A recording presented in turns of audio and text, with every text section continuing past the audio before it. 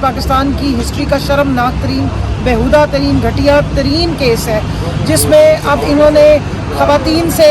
یہ سوالات بھی پوچھے جائیں گے کہ انہوں نے عدت کا ٹائم ان کا کیا بنتا تھا، وہ سائیکلز پورے ہو رہے تھے یا نہیں ہو رہے تھے. سیشن جج جو ہے وہ نہیں سن سکے، پریشر سسٹین نہیں کر سکے، تو ایڈیشنل سیشن جج کیسے کریں گے؟ سو اس کے بعد جب کاؤنٹر آرگومنٹس وغیرہ ہوئے تو اس کے بعد جج صاحب نے یہ کہا ہے کہ آپ 10 دن کے اندر اندر جو ضمانت کی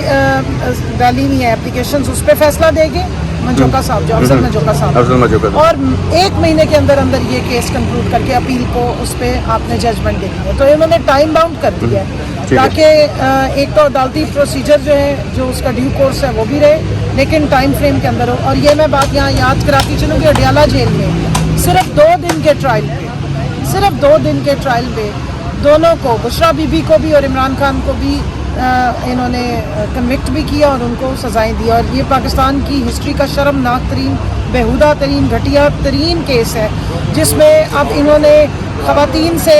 یہ سوالات بھی پوچھے جائیں گے کہ انہوں نے عدت کا ٹائم ان کا کیا بنتا تھا، وہ سائیکلز پورے ہو رہے تھے یا نہیں ہو رہے تھے. مطلب میں کہتی ہوں کہ ہم بطور خواتین ہم آ کے کھڑے تھے کہ اگر آپ کسی خاتون کی شادی نہیں چلی یا اس نے اپنے سابق خاوند سے طلاق لے لی ہے تو 5 سال بعد آ کے آپ عدالتوں پہ ان کے اوپر تہمتیں لگائیں گے، ان پہ خدا نخواستہ نکاح کرنے کے بعد ان پہ زناکاری کے الزامات لگائیں گے. ان جوان بچوں کی ماں کو، ایک 50 سال کی خاتون کو آپ اس طریقے سے عدالتوں میں گھسیٹ رہے ہیں کہ جیسے کوئی 16 یا 18 سال کی بچی ہے وہ.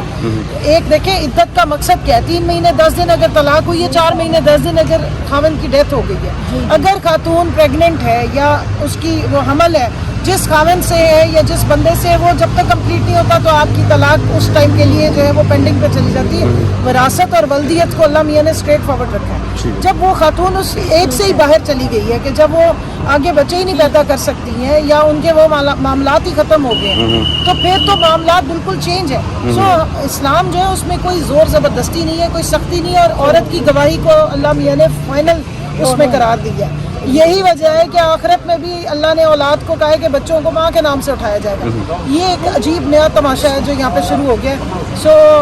ہماری امید ہے ہم نے انہی عدالتوں سے اسی